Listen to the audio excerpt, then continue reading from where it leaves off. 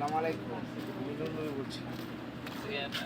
আসছিলাম শরীয়তপুর থেকে চলে আসলাম চাঁদপুর। অতবার ঘন্টাখানির ভিতরে আমরা চলে যাব চট্টগ্রাম। সবাই দোয়া রাখবেন যেন আমরা সহি সালামতে চট্টগ্রাম পৌঁছে যেতে পারি।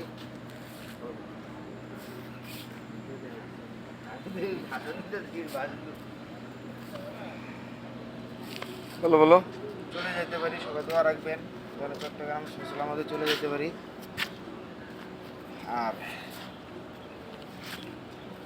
চট্টগ্রামের ভিডিওটা নেক্সট আবার পাবেন, আপনারা দেখতে পারবেন।